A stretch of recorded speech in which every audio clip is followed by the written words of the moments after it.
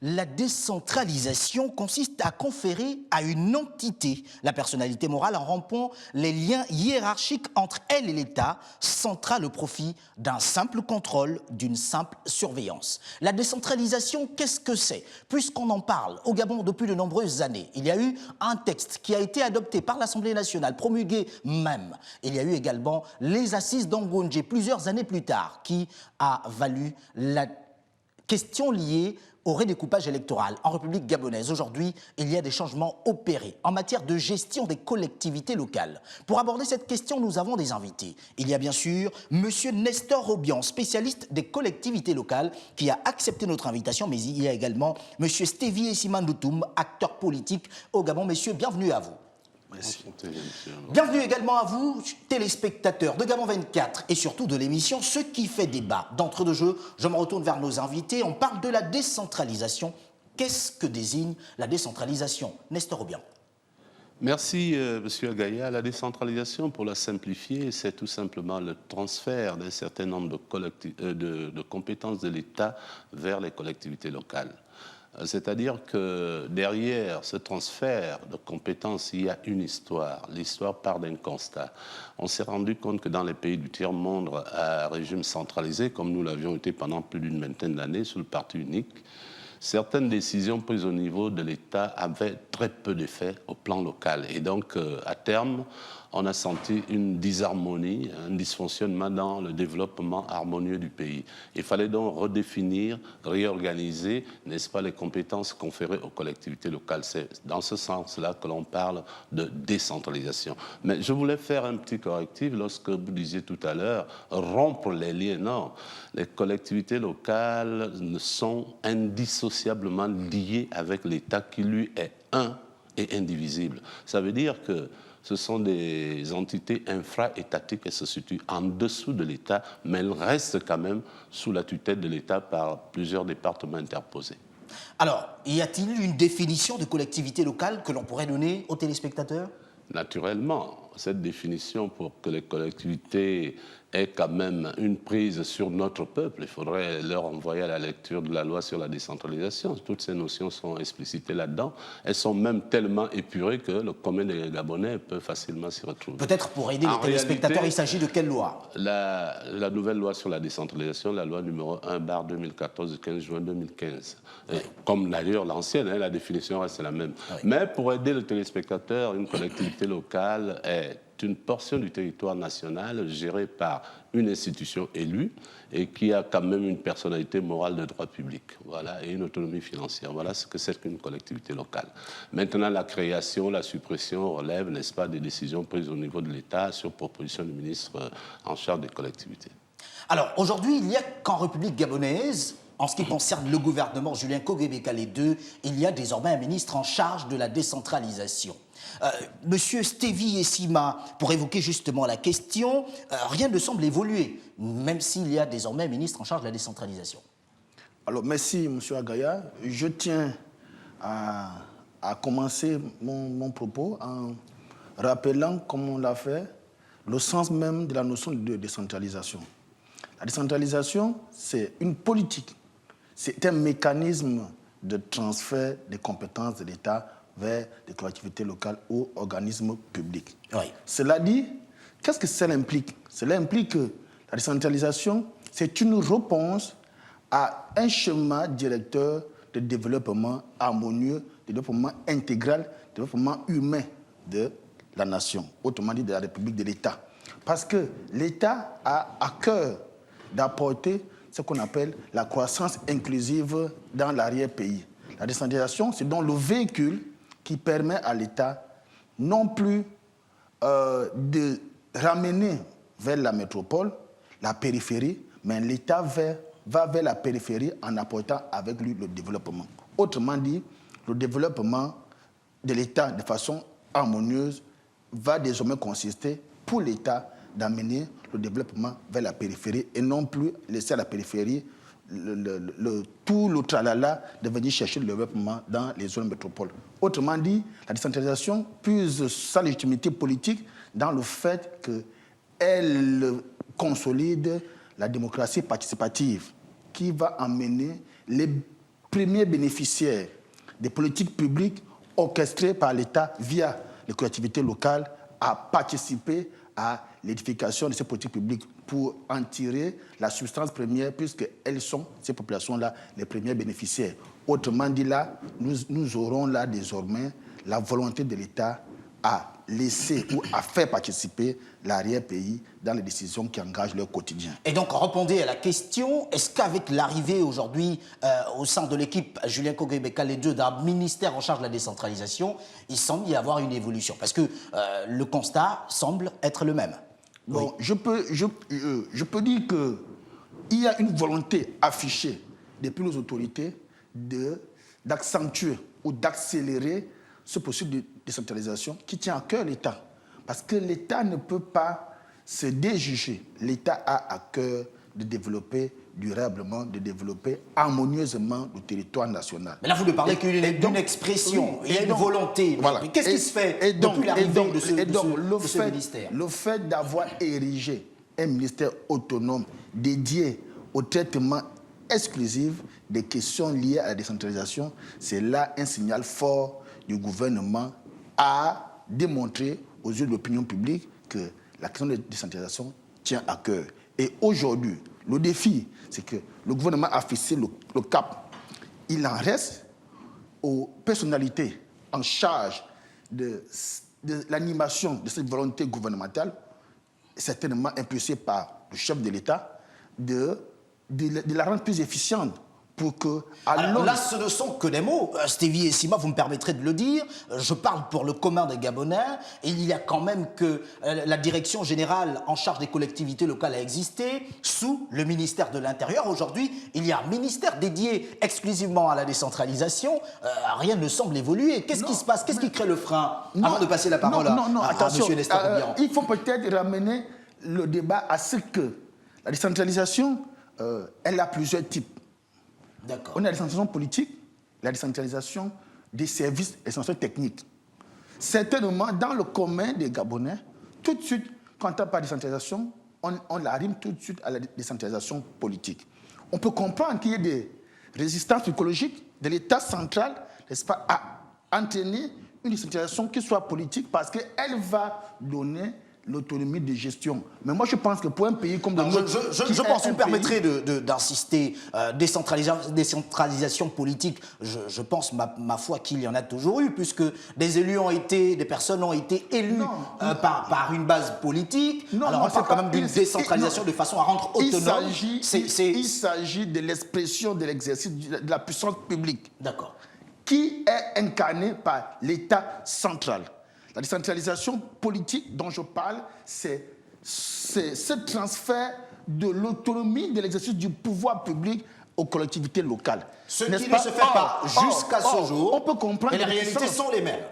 Oui, mais ce vers quoi on doit amener les Gabonais, c'est plutôt à nous amener vers la décentralisation par des services qui va amener le suivi et l'évaluation des politiques publiques. Mieux, on peut même appeler à une décentralisation des opportunités qui va amener les collectivités locales à créer des ingéniosités pour susciter la croissance inclusive. Mais là, vous êtes dans la perspective. Quand on parle de décentralisation, il y a quand même des éléments qui rentrent en jeu.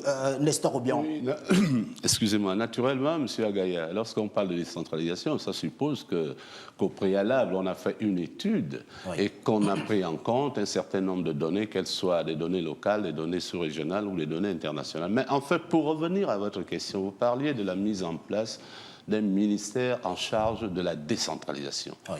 Vous savez que derrière chaque décision du gouvernement, il y a toujours une histoire. Ce ministère a déjà existé, il n'est pas nouveau. Oui. Je me rappelle que nous étions un groupe de 4 cadres municipaux en 2005, lorsque le président Bongo entreprenait sa campagne présidentielle. Nous sommes venus le voir ici au Palais pour lui exposer la difficulté qu'il y avait dans l'application de la loi relative à la décentralisation, notamment la 1596. Et nous lui avons expliqué cela de manière très simple. Nous avons dit le ministère de l'Intérieur étant par nature chargé de la centralisation de l'État, donc de l'administration du territoire, c'est comme une sorte de paradoxe de lui confier en même temps la décentralisation. Oui. Il fallait donc adjoindre à côté du ministre de l'Intérieur un ministère en charge de cette question spécifique. C'est comme cela qu'après 2005, après avoir été réélu, le président de la République, Feu Omar Bongo Ondimba, a créé un ministère en charge de la décentralisation. Le premier titulaire a été le professeur Pambo de l'ADER. Le deuxième titulaire a été Richard Auguste Nouvier, ex-président de l'Assemblée nationale. Aujourd'hui, 11 ans après, on remet en place le ministère en charge de la décentralisation. J'ai envie de vous dire que je suis très heureux parce que cela prouve que le travail que nous avons effectué depuis une trentaine d'années commence à porter ses fruits et je voudrais remercier les autorités de l'État, le président de la République en premier chef, le Premier ministre, d'avoir pu nous écouter. Pourquoi? Parce que lorsque vous observez comment la décision a été prise, il a fallu qu'il y ait un certain nombre de constats. Aujourd'hui, le chef de l'État qui est citoyen et électeur, oui. Ne l'oublions pas, il faut que les téléspectateurs gabonais m'écoutent bien. Monsieur le Président de la République, avec tout le respect que j'ai pour lui, est d'abord un citoyen. Il s'est présenté à nous avec un projet de société en 2009. L'avenir en confiance. Le point 2 de ce projet de société, c'est faire de la décentralisation une réalité. Aujourd'hui, Monsieur le Président de la République a mis en place une nouvelle loi relative à la décentralisation. Pourquoi? Parce qu'elle répondait aux doléances exprimées par les élus locaux eux-mêmes en disant « Oui, il y a la loi 1587, mais nous n'arrivons pas à l'appliquer parce qu'il n'y a pas de texte d'application. Ouais. » Donc, on a repris une nouvelle loi. C'est la loi numéro 1 2014 15 juin 2015 relative à la décentralisation. Cette loi a été accompagnée par la dotation d'un fonds d'investissement départemental d'un montant de 1 milliard par département. C'est déjà la réponse à l'indexation budgétaire que nous avions demandée en 2005 en disant si l'État veut vraiment que les collectivités locales jouent leur rôle d'administration de proximité, pouvant mettre en place des plans de développement locaux concertés avec les populations, donc ce que nous appelons en termes de collectivités locales la gestion des affaires propres de la localité, il fallait qu'elle dispose de moyens et que ces moyens soient suffisamment étoffés pour permettre dans un premier temps les équipements collectifs et les infrastructures dont les localités ont besoin, quitte à ce que maintenant, d'un mandat à un autre, il y ait des projets et des actions qui soient entreprises en concertation avec d'autres autorités pour pouvoir amorcer le développement local. Parce que la disharmonie que nous observons entre les différentes villes de notre pays nous fait croire que si les décisions doivent être attendues de là-haut, cela va toujours poser le même problème. Et en troisième lieu, Monsieur le Président de la République, avec son gouvernement, vient de remettre sur pied le ministère en charge de la décentralisation. Ça veut dire que... Est-ce que cela résout le problème en lui-même? Parce que... attendez, oui. Il y a un processus par étape lorsqu'on met en place un département ministériel. Monsieur Agaya, le gouvernement de la République est quand même le bras séculé du chef de l'État, qu'on ne le veuille pas. C'est pour ça que Monsieur le Premier ministre porte le titre de Premier ministre, chef du gouvernement. C'est-à-dire qu'il est le primus inter pares d'une équipe qui est là pour travailler, atteindre les missions, des objectifs qu'on lui a fixés. Bon, vulgairement, nous parlons de feuilles de route, mais c'est des objectifs déjà prescrits.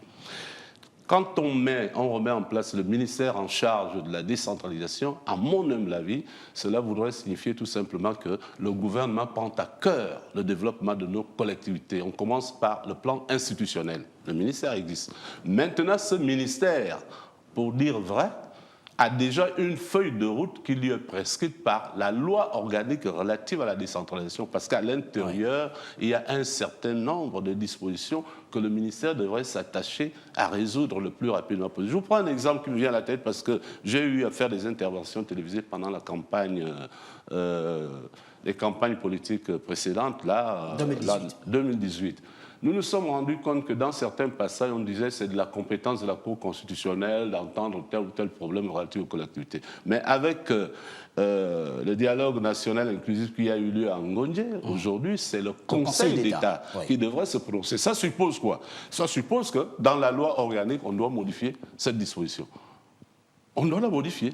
Quand on veut réellement alors, atteindre à partir de ce moment, il y a un certain nombre de dispositions, d'ailleurs, dans la loi, la nouvelle loi sur la décentralisation, qu'on devrait pouvoir modifier pour coller à la réalité du moment. Ensuite, il faudra que ce ministère en charge de la décentralisation aille un peu plus loin, en concertation avec les autres départements ministériels qui ont une transversalité de missions au niveau des collectivités, pour que très rapidement, ce ministère nous ponde une loi d'orientation sur l'aménagement du territoire, une loi d'orientation sur la ville, une loi qui répartit les compétences entre l'État, les départements et les communes, une loi, n'est-ce pas, qui porte, n'est-ce pas, sur le statut particulier des collectivités locales, puisque déjà il y a une autre loi qui prévoit cela, c'est le statut général de la fonction publique. Et ensuite prendre un certain nombre de dispositions d'ordre financier, matériel et technique. Ça rentre dans le cadre du transfert des compétences vers les collectivités locales. C'est seulement à partir de là que la décentralisation aura tous les instruments qu'il lui faut pour être complètement opérationnelle. N'oublions pas non plus les instruments mis en place par la loi, qui sont la Commission nationale en charge de la décentralisation, n'est-ce pas, un comité de pilotage et des commissions provinciales et départementales. Ça veut dire que si on arrive à boucler cette boucle, il reviendra maintenant aux élus locaux qui ont quand même ce double avantage d'avoir une chambre au Parlement, donc une chambre législative. C'est-à-dire qu'en matière de loi, cette chambre est capable de faire des propositions de loi pour amener à booster la volonté politique qui, elle, est déjà évidente puisque ces organes existent. Alors, est-ce possible de parvenir à la réalisation, à la mise en place des textes, de les revoir, de les mettre sous la forme qui sied, quand on sait que la question liée à la décentralisation date de plusieurs années et que les populations continuent de vivre justement les mêmes réalités parce qu'elle n'est pas effective? Doit-on croire que la décentralisation ne sera possible qu'en 2022, par exemple? Non. Je donne une année comme ça, à main levée. Je voudrais rapidement répondre à cette question. d'évoquer. Mon collègue à côté, mon frère à côté d'ailleurs, c'est un petit frère, pourra reprendre la suite. Non, il faudrait que nous amenions nos compatriotes à comprendre des choses qui relèvent parfois de la magie, mais qui sont plus simples que cela. Généralement, Vraiment de la magie, on a l'impression. Oui, lorsque nous intervenons dans les médias, beaucoup de gens pensent que nous venons réciter des théories. Non, nous nous adressons au plus grand nombre. Il faut donc un langage qui soit adapté et qui peut, n'est-ce pas, atteindre tout le monde. Il y a l'étape institutionnelle dont je viens de vous parler. Il y aura maintenant des étapes techniques. Et ensuite, le relais doit être pris par les élus locaux eux-mêmes. Les élus locaux, c'est quoi? C'est les conseils départementaux, les conseils municipaux. Ils doivent reprendre le relais parce que c'est eux que les populations portent à la tête de leur localité pour justement réaliser sur le plan concret ce qui est prévu par la loi. Le ministère ne servira qu'un organe d'appui technique. Mais on parle quand même d'un gouvernement, assez rapide, qui se doit d'être rapide dans l'exécution de certaines tâches. Mais lorsque écoutez, vous évoquez la question de la décentralisation, on a comme l'impression qu'il faudra attendre 2023, par exemple. Non, je pense que tout cela réalisé. Je pense que lorsqu'on dit qu'il va aller loin, ménage ça, mon Dieu. Si le peuple gabonais, qui légitimement a des attentes pressantes, mais en revanche, le gouvernement a l'obligation d'apporter des réponses durables. On a là une dichotomie entre les attentes qui sont pressantes, les réponses qui doivent nécessairement être durables. D'accord. 50 ans après, on peut se permettre de penser de la sorte. Parce qu'il y a des Gabonais qui se le disent. Oui, ça veut dire que le gouvernement a mis en place des mécanismes pour pouvoir apporter des réponses durables à ce peuple qui, légitimement, ne fait qu'attendre. Ça veut dire que si l'on se contente des réponses périphériques, parce qu'on soulage mal, on ne le soigne pas. Donnons la possibilité à la volonté exprimée au sommet de l'État de trouver les repères solides pour apporter la satisfaction durable des populations. Ça veut dire quoi? Mais vous parlez de repères solides. Peut-être que ma question est mal énoncée, mais tout de même, on parle de la décentralisation au Gabon depuis un certain nombre d'années. Monsieur Nestor Obiang a participé à des travaux sur la question de la décentralisation. On pourrait se permettre de le dire sans risque de se tromper. 20 ans plus tard, il faille encore attendre qu'il y ait des repères solides. La décentralisation en 1996, c'était une vision de développement qui avait été prospectée. D'accord. Pour 2023. En 1996, lorsque ce débat a émergé dans le débat politique au Gabon, c'était en 1996. Et là, les pères fondateurs de cette vision-là, n'est-ce pas, ont forcément donné des perspectives. Oui. De 1996 aujourd'hui, on a eu des avancées. On venait de nous les rappeler en fonction de ce que les exigences de l'heure ont amené le gouvernement à faire tel ou tel arbitrage. Mais aujourd'hui, de quoi est-il question? Il est question de développer notre pays. D'accord. Le développement... Et d'expliquer également Voilà. aux Le populations développement... que si un maire, un président de conseil départemental ne parvient pas à résoudre les problèmes immédiats des populations, c'est simplement parce qu'il ne dispose pas de moyens pour pouvoir le faire. Ça aussi, il faut l'expliquer aux populations. Les populations le savent. C'est pourquoi tout à l'heure je disais que... On a l'impression que non, parce que c'est difficilement dit, c'est difficilement évoqué. Non, laissez-moi chuter. Je suis électeur, nous le savons. D'accord. Ce que je disais... Parce que vous êtes acteur politique, vous le savez. Oui, je suis un électeur aussi. Ce que je disais, c'est que il faut amener les collectivités locales à être plus ingénieuses. Oui. Je pense que l'ingéniosité dont il est question ici, c'est de créer ce que j'appelle ici une décentralisation des opportunités. Ça veut dire quoi? Ça veut dire que cette décentralisation des opportunités passera par les partenariats publics-privés, passera par les jumelages, un ensemble de mécanismes, de politiques propres à chaque localité sur la base de l'avantage comparatif de ce que telle ou telle localité a telle ou telle spécificité et telle ou telle richesse qu'on peut mettre en avant. Voilà une des réponses pratiques, bien que périphériques, mais qui pourra résoudre à terme le mal des populations. Donc, on est aussi là en train d'interpeller les élus locaux dans leur capacité à féconder des pensées positives qui soient de nature à accompagner le développement. Et pourtant, pour certaines localités, par exemple, il y a eu souvent une assistance donnée par les entreprises installées dans ces localités. Financer, par exemple, donner une aide financière aux collectivités locales pour qu'il y ait un certain développement. Aujourd'hui, le constat, mais si c'est pas on se permettrait de le dire, mais si vous donnez une aide, c'est un gros zéro, par exemple, justement, pour certaines localités. Comment l'expliquer? Il faut sortir de la politique des dons, des aides. Si vous donnez une aide à une localité, sans un schéma pensé d'utilisation de cette aide, on ne va pas obtenir des résultats efficients. Il faut que nous pensions, et une fois que nous avons pensé, nous allons chercher des moyens pour réaliser ce que nous avons pensé. Le conseil départemental de Ndougou à Gamba, plus de 7 milliards de francs CFA pendant de nombreuses années. Mais allez voir le développement dont on parle. Oui, s'il vous plaît, monsieur Nestor Obiang. Monsieur Agaïa, c'est Oui. toujours avec un plaisir renouvelé que j'assiste avec beaucoup de plaisir, permettez-moi la répétition, à votre questionnaire, parce qu'il est beaucoup plus insidieux que vous ne le pensez. Et nous sommes là, justement, nous devons nous montrer à la hauteur du débat et ne pas fausser les perspectives à nos compatriotes. Oui. Lorsque nous parlons de décentralisation, c'est un processus. Processus qui dépend d'abord d'une décision politique, qui, sur le plan opérationnel, prend maintenant en compte les institutions, les modes opératoires et ainsi de suite. Maintenant, il y a l'offre politique faite par les élus locaux eux-mêmes. Parce que vous savez que les assemblées départementales, les conseils municipaux, les bureaux des conseils sont des bureaux élus. Lorsque quelqu'un prend le temps de faire une campagne, de dépenser de l'argent, il propose au peuple un projet. C'est sur la base de ce projet qu'il est élu.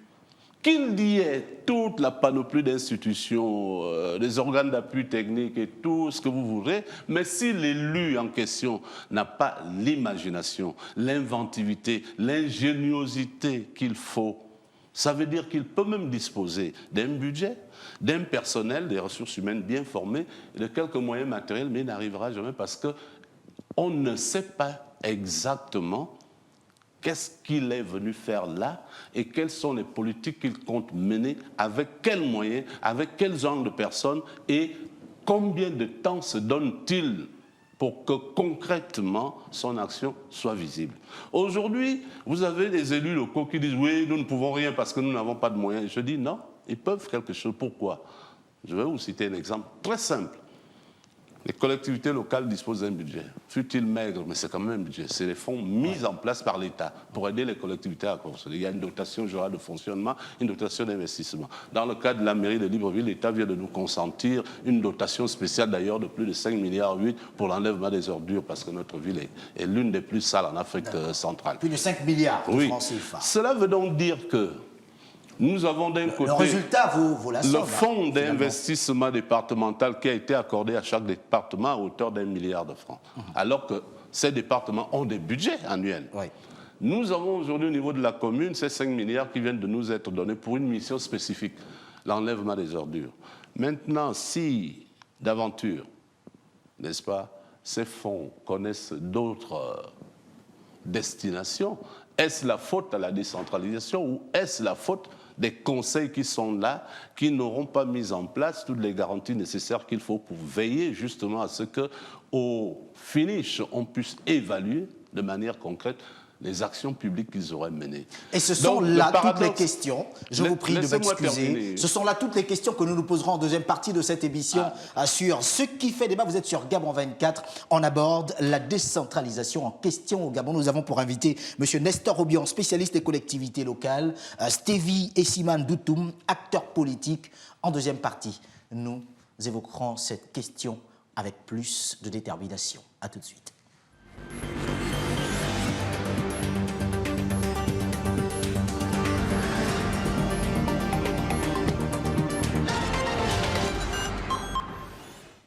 Deuxième partie de cette émission, Ce qui fait débat sur Gabon 24. Avec nos invités, nous abordons le thème la décentralisation en question au Gabon. Il y a M. Nestor Obiang, spécialiste des collectivités locales, M.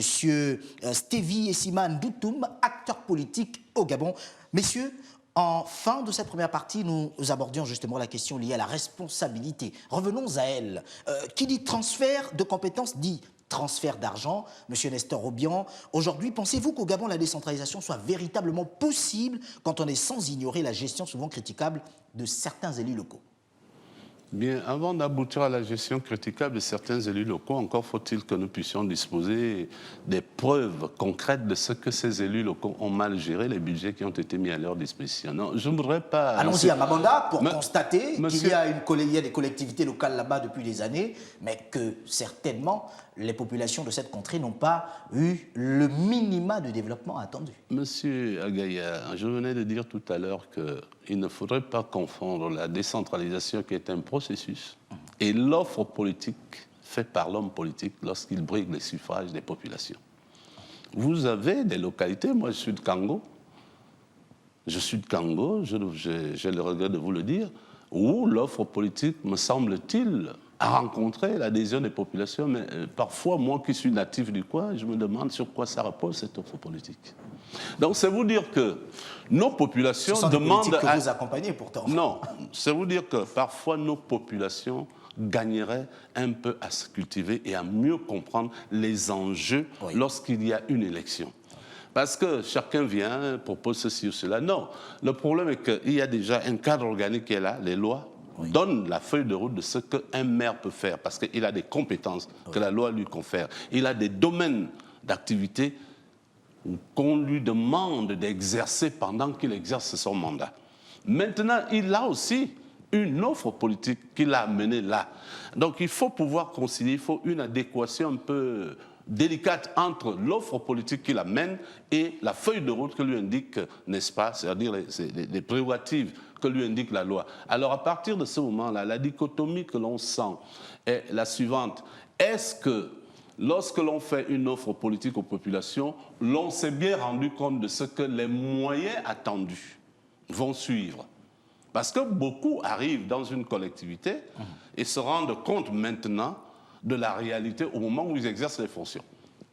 C'est là où on se rend compte que, tiens, mais la collectivité que je peux prendre en main, mais elle a tellement de problèmes, elle a tel ou tel type de problème, elle a tel type de problème, mais finalement, je n'aurai pas la marge de manœuvre nécessaire pour mener à bien les projets que je veux mettre en exergue pour que mon mandat puisse quand même compter aux yeux de ceux qui m'ont élu d'un côté, mais aussi aux yeux des populations urbaines, des populations locales. Parce qu'il faut dire que la politique de proximité que la décentralisation met en avant, c'est d'abord, avant tout, s'occuper des affaires propres d'une collectivité donnée. Donc, il faut une administration de proximité. Mais cette administration de proximité remplit un certain nombre de missions et n'en remplit pas d'autres. Tout dépend maintenant de l'appréciation que les conseils locaux se font et des hommes politiques qui sont là, c'est-à-dire les bureaux du conseil. Monsieur Agaya, je pense que moi, je m'inscris dans une logique qui est celle d'apporter, à travers ce débat, l'espoir aux populations qui nous suivent, qui sont pleinement touchées par les retombées de cette politique de décentralisation. Lorsqu'on apporte de l'espoir, on se projette. Et en me projetant, je reviens pour dire que si la dichotomie entre l'offre politique et l'arsenal juridique, en principe, l'offre politique est prééminente. Pourquoi? Parce que c'est l'offre politique qui porte la volonté de l'élu, n'est-ce pas, à réaliser les objectifs qui s'est assignés. Ce que beaucoup n'arrivent pas à faire. D'ailleurs, lorsqu'on est plus maire, on va soulever tout ce qu'on a acheté pour l'arsenal juridique, c'est les moyens dont il dispose pour y parvenir. Je continue à interpeller gentiment, nous sommes là dans ce qu'on appelle l'hostilité amicale, à interpeller les élus de faire preuve de beaucoup d'ingéniosité. Pourquoi? Parce que tout à l'heure, vous prenez l'exemple du conseil départemental de Ndougou. Mais je prendrai d'autres exemples. Si vous allez dans une ville comme Makoko, qui est une ville à côté d'une immense richesse qui est le parc national le parc national qui est à proximité de la Lopé et de Belinga et autres, mais les élus de cette ville doivent pouvoir créer des opportunités pour capter, n'est-ce pas, la richesse que représente ce parc national dans lequel est logée leur ville. Ouais. Ça, c'est la compétence de l'élu. Alors, qu'est-ce qui se fait au Gabon pendant ce temps? Alors, si l'on n'a pas des moyens, les moyens viennent de là. Oui. Si l'on prend une ville comme celle de Bitam, par exemple, qui est une ville de 3 frontières, 3 frontières impliquent des opportunités. C'est aux élus de cette ville de créer des opportunités pour capter cette richesse. Ndougou, qui est une ville qui a une histoire pétrolière, j'en dis du Gamba. Oui, le conseil départemental de Alors, donc ça veut dire quoi? Ça veut dire que c'est aux élus de ce comté du Gabon de proposer, par exemple, moi, à Gamba, c'est facile. À Gamba, on peut développer les services. Parce que les services vont accompagner les entreprises pétrolières, ça va créer de la valeur ajoutée. Donc, il faut que le conseil départemental de Gamba, le conseil municipal de Gamba, n'est-ce pas, crée des unités de prestation de services d'utilité publique pour accompagner les entreprises pétrolières. Voici une des solutions, une des opportunités.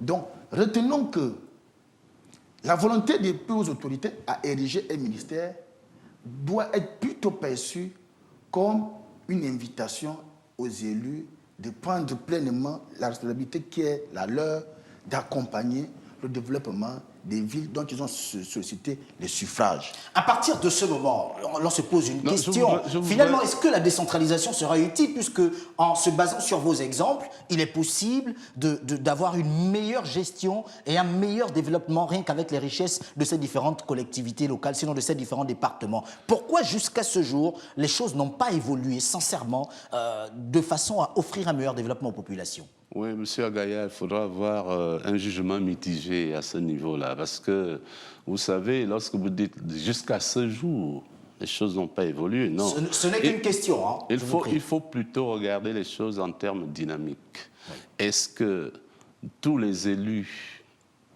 dans nos localités ont tous eu les mêmes programmes? Je dis non. Il n'y a plus de dispensaires, il n'y a presque plus d'écoles dans certaines localités. D'un autre côté, M. Agaya, ce que beaucoup de gens ignorent, c'est qu'une collectivité fonctionne sur la base d'un certain nombre de contraintes. Contraintes budgétaires, contraintes en termes de ressources humaines, contraintes en termes financiers pour l'investissement et pour les projets d'appoint, ainsi de suite. Ça suppose qu'aujourd'hui, avec ce qui se fait, la remise en place du ministère en charge de la décentralisation, l'État a accordé des moyens financiers, je venais de le dire. Cela suppose que ces moyens financiers accordés par l'État, plus ceux dont les collectivités eux-mêmes disposent, ces 2 moyens doivent venir s'ajouter pour mettre en place, comme parlent les jeunes, pour implémenter des projets structurants au niveau des collectivités locales. Oui. Pourquoi? Parce que, justement, quand on veut un développement harmonieux du pays, il faudrait déjà que nous ayons une loi d'orientation sur l'aménagement du territoire. Prenons un cas. Est-ce que nous avons ici, au niveau du Gabon, des provinces agricoles? Non. Est-ce que nous avons des provinces minières? Non. Même si les mines se trouvent dans le Haut-Togo, mais je ne sais pas si dans la division administrative de l'État gabonais, le Haut-Togo est reconnu comme la province minière. Est-ce que nous avons une carte sanitaire? Est-ce que vous voyez? Ça veut dire qu'il faut d'abord spécialiser les différentes zones dans lesquelles se trouvent nos localités, prendre en compte les spécificités et les capacités de chaque localité pour maintenant créer des conditions d'investissement. L'investissement peut être la création des établissements publics, peut être le syndicat d'initiative entre les collectivités locales. Et même, je vous prends l'exemple de nos 3 communes ici dans les Suaires. Oui. Ovendo, Libreville, Akanda, peuvent s'entendre, c'est ce qu'on appelle l'intercommunalité, pour mettre en commun des projets d'intérêt qui auront une portée dans les 3 communes. Mais cette intercommunalité n'existe pas encore. Pourquoi cela? Alors qu'elles sont côte à côte, les unes les autres. Donc, il faut amener les équipes municipales, parce que ce sont des élus, il faut respecter le vote fait par le peuple, il faut amener les équipes municipales à s'entourer de techniciens, à s'entourer des gens qui pensent, qui se projettent et qui ont des perspectives d'avenir, à partir desquelles maintenant l'élu peut puiser en disant « Ah, mais oui, effectivement, il me faut par exemple étendre le réseau d'eau et d'électricité de la ville de Libreville. » Parce que d'année en année, la population s'accroît et le besoin en eau potable se fait de plus en plus sentir. Moi, j'ai la chance d'avoir travaillé sous le maire Jean Avelot d'Avin et je l'ai vu mener à terme avec un financement de la mairie. Le programme TOUM5, qui nous sert encore aujourd'hui. Nous sommes en 2019, oui. Mais le programme TOUM5, TOUM6 nous sert encore aujourd'hui. Parce qu'après ce programme-là, l'extension du réseau n'a pas été faite. Aujourd'hui, on fait des travaux d'appoint ici et là, on change quelques tuyaux, mais c'est toujours le programme TOUM5, TOUM6 qui continue à alimenter la ville de Libreville. Là, c'est un exemple. Ça veut donc dire Sauf qu'à Guétou, par exemple, il n'y a pas de dispensaire. Non. Ça veut dire que la politique sanitaire est d'abord une politique nationale, il faut une carte sanitaire nationale. Et si l'on confère des compétences aux autorités locales pour la création d'un dispensaire, on doit pouvoir leur donner les moyens que l'on consacrait au niveau du ministère de la Santé pour la création des dispensaires au sein de nos départements. On doit leur donner les moyens humains, c'est-à-dire la ressource humaine, infirmiers, médecins et autres. On doit leur donner les infrastructures. Ça veut dire qu'il faut les construire. Ceci suppose des concertations permanentes entre l'État et les collectivités locales.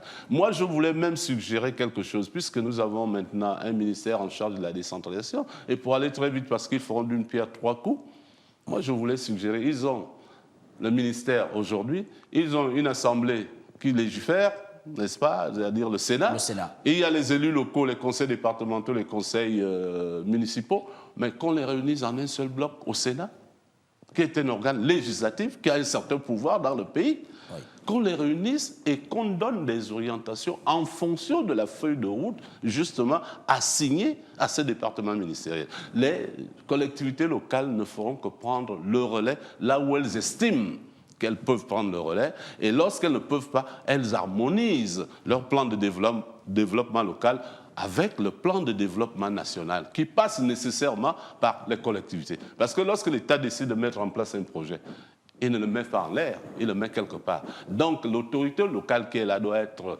quelqu'un à qui l'on soumet le projet et qui peut y adjoindre, n'est-ce pas, quelques pans de son projet de développement local. Comme cela, on gagne en harmonie, mais au préalable, il faudrait que nos villes aient quand même des plans, des cadres de vie, c'est-à-dire des schémas directeurs d'aménagement, d'urbanisme, des plans d'occupation des sols. Les collectivités locales ne pourraient pas poser le débat également. Mais le débat a déjà été posé. Je crois que pour ce qui concerne Libreville, nous avons bénéficié d'un smart code en vue de préparer le grand Le Gabon, c'est 9 provinces, tout de même. Je pense que la décentralisation ne nie pas le pouvoir central de l'État. Donc, ne confondons pas les missions régaliennes de l'État avec les opportunités qu'apportera la décentralisation dans le développement harmonieux du territoire national. En réalité, ce sont les conseils locaux qui doivent maintenant réfléchir, agir comme les managers d'entreprise. Est-ce qu'ils réfléchissent à cette question? Je me pose la question. Ils réfléchissent puisqu'ils tiennent régulièrement des sessions. D'accord. Le ministère existe depuis la dernière nomination. Non, je veux dire, les conseils locaux tiennent des sessions. Le nôtre, par exemple, Libreville vient de terminer le conseil municipal. C'est pourquoi je suis en train de dire que si nous voulons tirer profit, et c'est ce que nous voulons, de la décentralisation et du dynamisme des collectivités locales, nous devons comprendre que les collectivités locales accompagnent le développement à côté de l'État central. Les questions de santé relèvent de la mission régalienne de l'État central. Maintenant, lorsqu'à Guiétou, le maire ou le conseil départemental veut impulser une dynamique de développement, généralement, nous devons aller vers des projets porteurs de croissance. Parce que ce sont des projets porteurs de croissance. Je crois que les populations de Guétou attendent toujours des dons de médicaments. Projets porteurs, non, ce n'est pas un projet porteur de croissance. D'accord, c'est une information que je vous donne. Ce n'est pas porteur de croissance. Ce sont les projets porteurs de croissance qui vont créer de la richesse, de la valeur ajoutée. En fait, et c'est avec l'économie qu'on fait le social. D'accord. En fait, ce que mon collègue est en train de dire... Et pendant ce temps, à Mimongo également, il n'y a pas de dispensaire. Monsieur, le problème se pose avec Akité. Ce que mon collègue veut dire en d'autres mots, c'est que la loi a prévu que les collectivités locales peuvent créer des établissements publics. On appelle ça des EPIC. Justement. Alors, la création des établissements publics obéit à certains modes opératoires, mais ce qui est sûr, c'est que dans ce qu'il dit, il y a des villes qui ont des opportunités énormes, mais dont elles ne tirent aucun profit. Il a pris le cas de Bitam, c'est une ville entre 3 frontières. Mais Bitam devait être l'une des villes les mieux structurées de notre pays, puisqu'elle bénéficie de cette porte ouverte entre 2 frontières, Guinée équatoriale d'un côté, Cameroun de l'autre. Libreville, qui est la première ville et la capitale du Gabon, devrait aussi tirer des opportunités de la place particulière qu'elle occupe dans ce pays.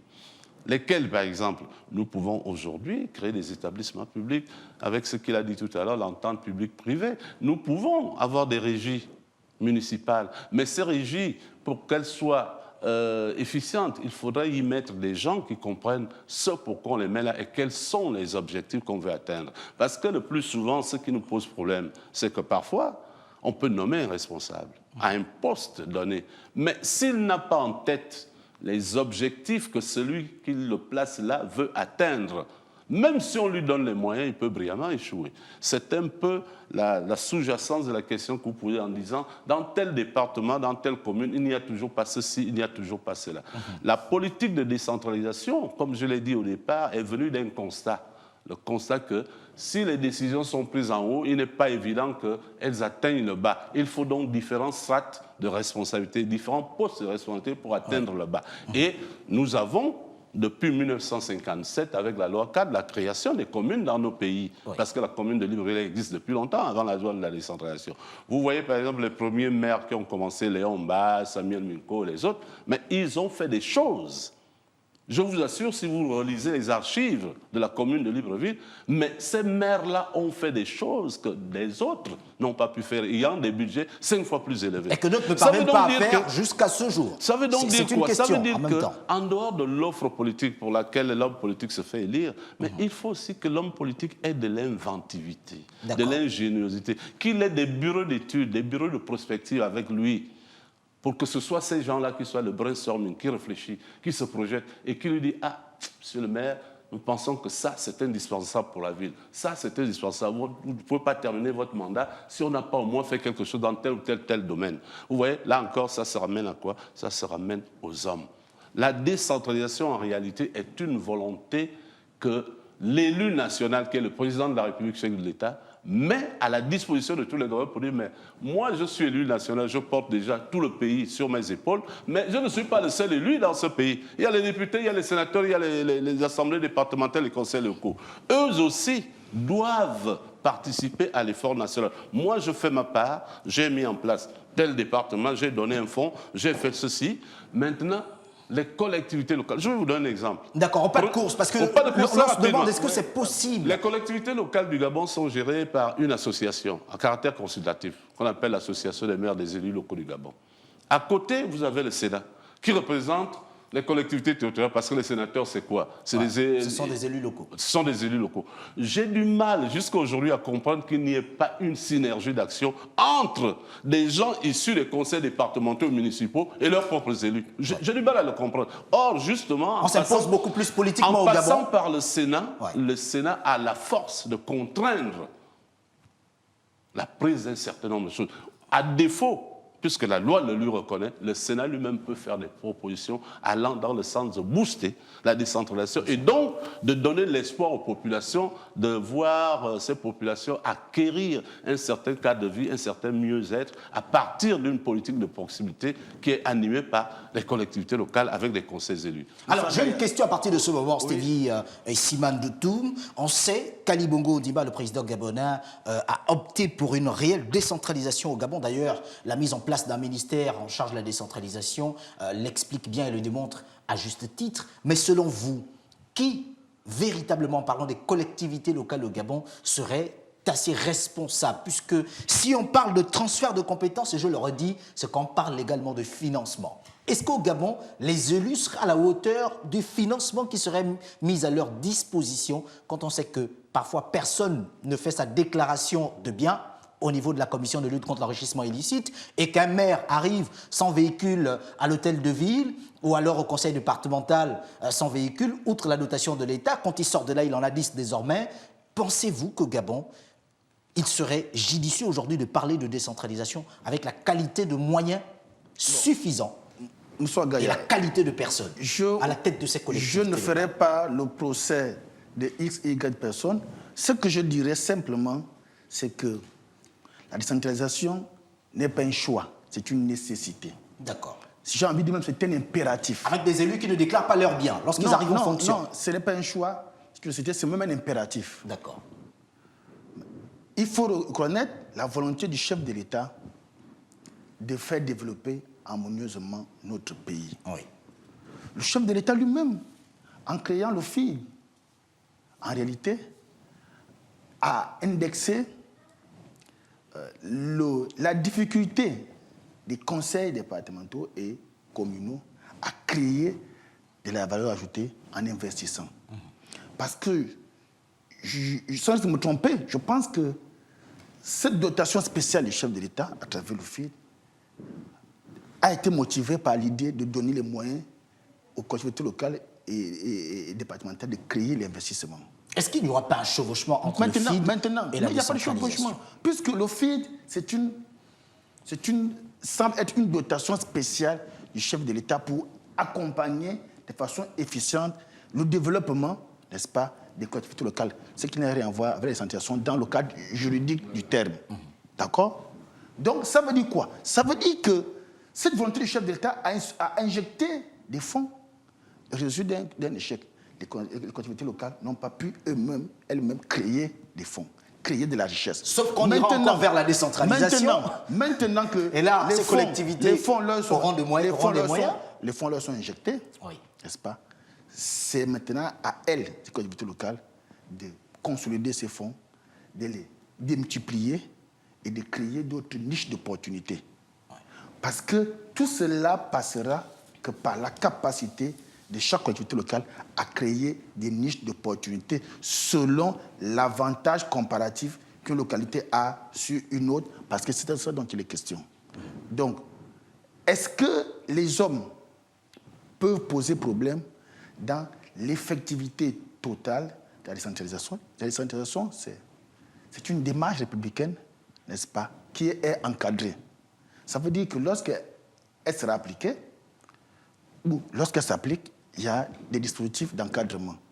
Celui qui sera rendu coupable de détournement, ce n'est pas l'essentialisation, c'est une norme morale de l'État. Il rendrait les comptes à qui de droit. Alors, ce n'est pas une disposition propre aux élus locaux, c'est une disposition qui engage la vie publique. D'accord. Alors, vous me permettrez de poser cette dernière question. Oui. Enrichissement illicite et collectivité locale aujourd'hui, sans décentralisation, il y a par exemple des recettes municipales et autres, certaines collectivités ne semblent pas sortir d'une pauvreté infrastructurelle. Je reviens à une question qui a déjà été posée, mais sous une autre forme. On peut se rendre à Tchibanga, par exemple, route comparable à des sentiers d'éléphants, aucune politique de développement et les populations ne comptent que sur l'État central. Pourquoi et comment les choses devront se faire selon vous, réellement? Doit-on parler d'une décentralisation avec un contrôle absolu de l'État central pour éviter cette question liée à l'enrichissement illicite? Nestor Obiang? C'est une question très pertinente, Monsieur Agaya, et je vais essayer de l'approfondir. J'espère que vous m'accorderez 2 minutes. Vous savez, lorsque nous sommes en bureau d'études... J'avais oublié de vous citer Melouneux, hein, quand je parlais de piste d'éléphant. Lorsque nous sommes en bureau d'études, parfois nous faisons des projections sur 20, 30, 50 ans. C'est la limite pour nous, pays africains, parce qu'on n'est pas souvent sûr d'avoir les moyens de notre politique. Et il se trouve qu'en bureau d'études, lorsque nous avons posé ce problème, en disant, bon, d'un côté, on a remis en place un ministère en charge de la décentralisation, mais de l'autre aussi, en parallèle, on a mis en place un ministère chargé de l'évaluation des politiques publiques. Le résumé de ces 2 départements ministériels, c'est tout simplement que l'État, aujourd'hui, va fonctionner comme une entreprise, c'est-à-dire un dépôt de bilan annuel. D'accord. Puisque ce sont des fonds publics qu'on alloue à tous les acteurs publics, il faut qu'en fin d'année, ces acteurs publics viennent justifier l'utilisation de ces fonds. Vous voyez, on entre là dans pratiquement la comptabilité de l'entreprise. Il faudra déposer maintenant un bilan. D'un autre côté, on s'est rendu compte que les collectivités ayant des missions régaliennes sur leur périmètre urbain avaient quand même un certain nombre de difficultés à les mettre en œuvre. Je prends le cas de Libreville qui regroupe pratiquement tout le pouvoir de l'État. Il est difficile aujourd'hui de savoir qui intervient dans quoi et qui fait quoi. Je vais vous prendre un exemple tout simple et que vous constaterez par vous-même. Vous voyez la route qui nous sépare du Sénat? Est-ce que vous saviez que cette route-là n'est même pas de la compétence de la mairie qui est juste à côté? Cette route-là relève de la compétence du ministère des Travaux publics. Ça veut dire que même si cette route-là se casse, le maire ne peut pas l'arranger parce qu'il n'a pas les moyens de l'arranger, mais en plus, juridiquement, ce n'est pas de sa compétence, alors qu'elle est juste à côté de chez lui. Alors, vous avez donc le cadre institutionnel qu'il faut revoir. Il faut donc donner des moyens techniques, des moyens financiers, des moyens matériels. C'est pour ça que lorsque nous avons fait cette projection au bureau d'études, nous avons dit qu'il vaut mieux peut-être pour l'État gabonais, au lieu de faire des dotations périodiques, d'indexer 10 à 12% du budget annuel de l'État en faveur des collectivités locales. Maintenant, les clés de répartition par catégorie de collectivités seront laissées à l'appréciation soit des conseils locaux eux-mêmes, soit en concertation avec le gouvernement. Parce que la loi prévoyait une caisse de péréquation et un fonds de solidarité. Pas de course, nous arrivons au terme de l'émission. Le fonds de solidarité, c'est quoi? C'est déjà ça, le fonds d'investissement départemental, qu'on peut mettre sous forme de fonds de solidarité en créant un organisme qui gère et qui fructifie cet argent. Par exemple, une banque de crédit locale.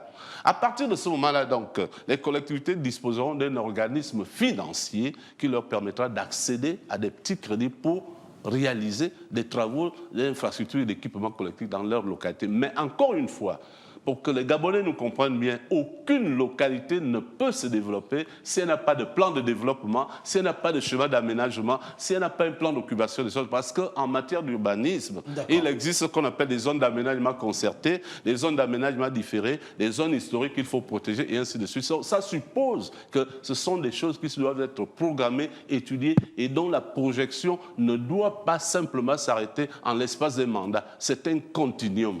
D'accord. Merci à vous. Stevie et Simon Doutoum, en 30 secondes, est-ce que l'État aujourd'hui peut se fier à ces nouveaux élus, puisque la question d'enrichissement illicite se pose avec acuité au Gabon?